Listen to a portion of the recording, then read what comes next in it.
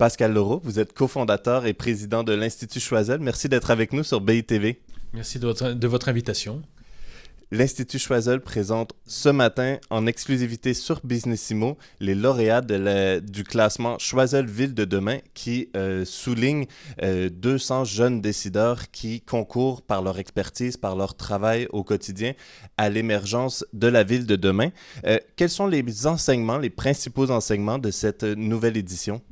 Écoutez, c'est déjà la 6e édition, donc on a un petit historique en ce domaine depuis maintenant 6 ans. Les enseignements, on pourrait dire que un classement renouvelé, on a 81 nouveaux entrants sur 200, donc ça veut dire qu'il y a du turnover, il y en a qui ont atteint la limite des 40 ans, qui sortent, qui deviennent alumni et qui sont remplacés par la jeune garde, la jeune génération finalement de ceux qui font la ville de demain. Un classement également qui est de plus en plus féminisé, vu qu'on a à peu près 41% de femmes, ce qui est une très bonne chose. Un classement relativement jeune, l'âge moyen est de 35 ans et demi. Et puis un classement qui finalement a trouvé sa place dans l'écosystème de la ville intelligente, de la ville du futur. Aujourd'hui, on est un classement qui fédère une vraie communauté avec des acteurs centraux aujourd'hui qui embrassent la totalité quasiment des métiers de cette ville du futur. Donc voilà un petit peu les enseignements tels qu'on peut les résumer. Vous mentionnez un renouvellement parmi les lauréats. Il s'agit de la 6e édition du classement Choiseul Ville de demain.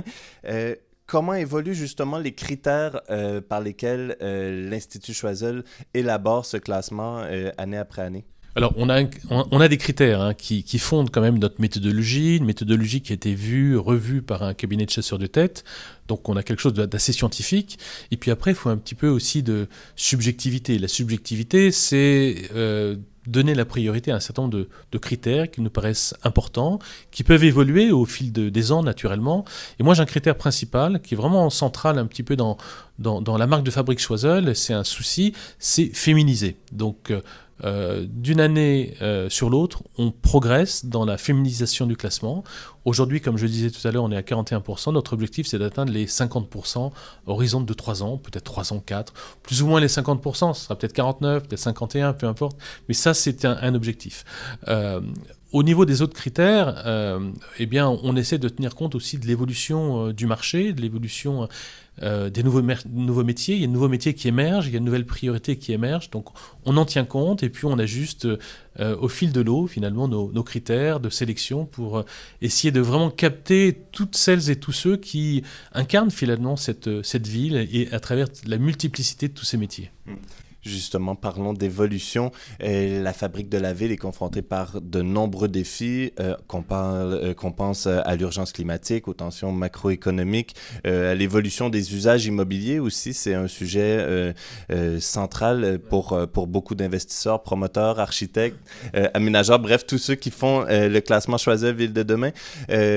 J'ai envie de vous demander, selon vous, quelles sont ou quelles devraient être peut-être les priorités de ces jeunes décideurs alors qu'ils concourent, qu'ils travaillent à faire émerger l'avenir des villes françaises?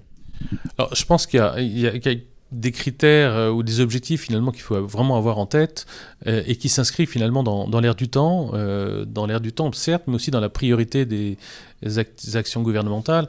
C'est le zéro carbone. Je veux dire, il faut qu'on arrive à créer ou ajuster finalement les villes de telle façon à ce qu'elles émettent le moins de gaz à effet de serre, qu'elles soient compatibles avec la préservation de l'environnement, avec la préservation de la biodiversité. Donc ça veut dire mettre un peu de vert finalement dans nos espaces urbains. Alors là, on a plein d'architectes, d'urbanistes de talent, on a des créateurs, des bâtisseurs, des investisseurs qui ont ça au cœur de leurs priorités. Et je pense que ça, c'est un axe principal. Un deuxième axe aussi qui me semble relativement important, c'est essayer de faire en sorte que les gens vivent mieux dans les espaces urbains. On se rend compte que on a des problèmes de fluidité de circulation, avec des bouchons, des transports, des travaux en permanence, etc. Des personnes qui vivent très loin de leur lieu de travail, ou des lieux de travail qui sont très loin de là où les gens vivent, etc. Donc il faut essayer de réhabiliter finalement une habitude de vivre ensemble avec de l'harmonie, avec de la satisfaction pour tous les acteurs de la ville, tous les habitants de la ville.